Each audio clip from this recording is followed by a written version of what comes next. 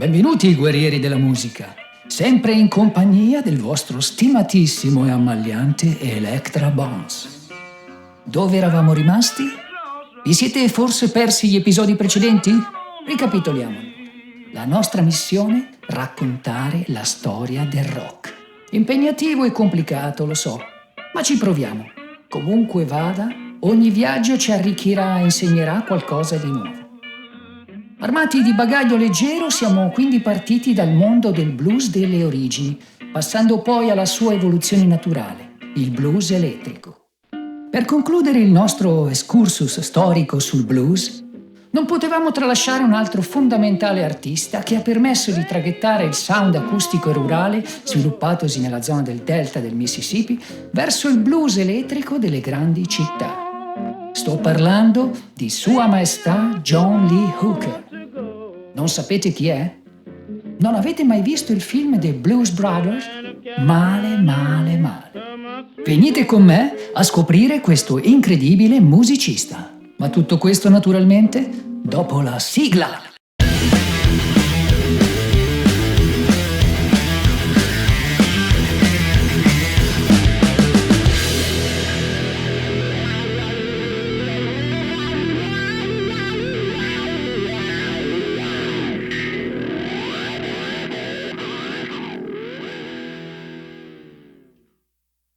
Prima di iniziare, il solito invito di rito: iscrivetevi al canale se non l'avete già fatto, premete sul tasto a forma di campanellina per non perdervi le prossime puntate e lasciatemi un bel like per incoraggiarmi a creare nuovi contenuti sempre più stuzzicanti e approfonditi.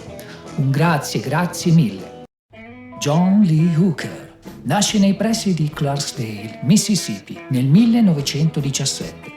La sua grande fortuna fu quella di crescere circondato da numerosi talentuosi artisti che lo hanno fatto innamorare della musica blues e spronato a sviluppare e migliorare il suo stile musicale. Da bambino si avvicinò agli spirituals, unico genere che gli era consentito ascoltare in casa. Ma fu quando i genitori si separarono e la madre si risposò con William Moore che avvenne la svolta decisiva della sua formazione. Innanzitutto, Moore era un cantante e chitarrista blues e fu lui a dargli le prime lezioni di chitarra. Più avanti, un Hooker già famoso dirà che il suo stile musicale fu profondamente influenzato da quello personale e originale del patrigno. Ma il piccolo John ebbe ulteriori fortune. Charlie Patton. Vi ho già parlato di lui nel primo episodio sul blues rurale, considerato niente poco di meno che il padre del Delta Blues.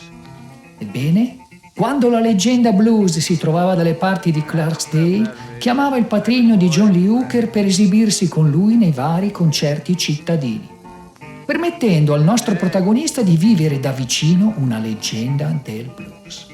E se questo non bastasse, la casa di William Moore era spesso frequentata da gente come Blind Lemon Jefferson, padre del Texas Blues, le cui canzoni sono considerate una delle influenze principali per la nascita del rock and roll, e da Blind Blake, soprannominato il re della chitarra ragtime.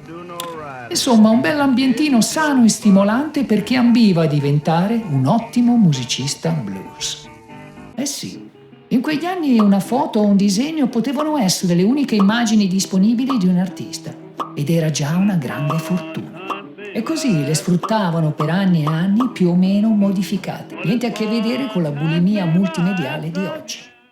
E per concludere, ciliegina sulla torta, John ebbe come cugino il famosissimo Earl Hooker, un maestro della chitarra slide, considerato da B.B. King come il più grande chitarrista con cui aveva mai collaborato. Wow!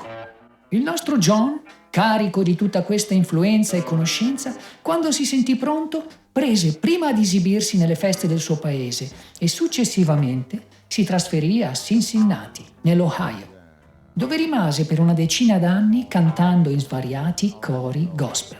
Ma il vero salto di qualità avvenne nel 1943. Spinto dal bisogno, si trasferì a Detroit, negli Stati Uniti settentrionali, per lavorare in una fabbrica di automobili. Ma la musica continuava a essere la sua passione e ragione di vita principale. Appena poteva, infatti, si recava in Hastings Street, cuore pulsante della musica blues, per esibirsi e respirare il sound cittadino. Fu qui che sviluppò pienamente il suo stile musicale, iniziando dalla voce, un canto roco, profondo ma vellutato, anche se spesso nei suoi brani usava il parlato, esibendosi nel cosiddetto talking blues. A livello chitarristico prediligeva l'uso delle dita, con il pollice per eseguire le linee di basso, cimentandosi svariate volte in una ritmica boogie, ostinata, molto vicina allo stile pianistico del boogie woogie. A volte si accompagnava anche con un solo accordo, ipnotico, ripetuto per tutta la canzone, rielaborando a suo modo lo stile tipico della Louisiana imparato dal padrino. Inoltre, il suo modo di accompagnarsi era libero e istintivo, spesso improvvisava seguendo il sentire del momento, sulla falsariga dei primi musicisti blues acustici del Delta, eseguendo passaggi molto enfatici e con un tempo che non sempre rimaneva lo stesso nel procedere della canzone. Now, Marty, baby, I love you.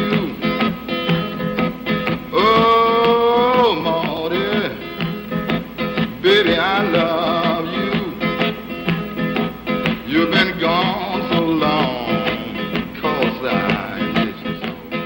Per questo motivo, Lee Hooker odiava le sovraincisioni in studio e durante le registrazioni si dava il tempo battendo con la mano sulla cassa della chitarra. Sovraincisioni che si tendeva a evitare proprio perché sarebbe risultato un processo molto lungo e faticoso. Per quanto riguarda i testi, nonostante fosse praticamente analfabeta, Lee Hooker fu molto sperimentale per i tempi in cui viveva.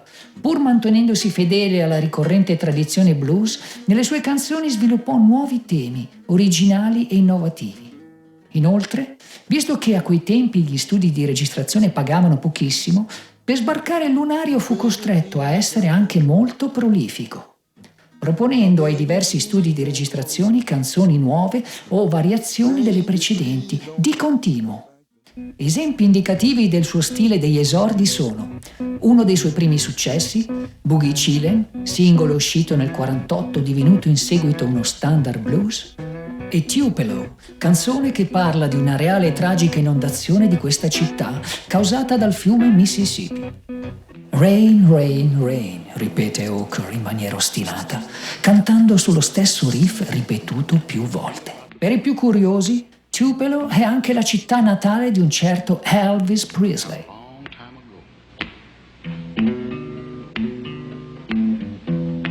Country town.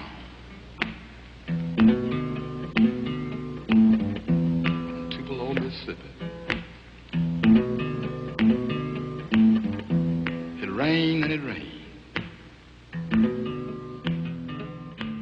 It rained both nights. La vera consacrazione di Lee Hooker avvenne però negli anni 60 e bisogna ringraziare come al solito la riscoperta del blues tradizionale portata avanti in quegli anni dai musicisti britannici. Numerosissime le registrazioni di cover di questo genere dovute all'esplosione del cosiddetto British Blues. Molte canzoni di Hooker furono riproposte dai gruppi inglesi dell'epoca, merito soprattutto della tournée in territorio britannico portata avanti nel 1963 dal nostro John.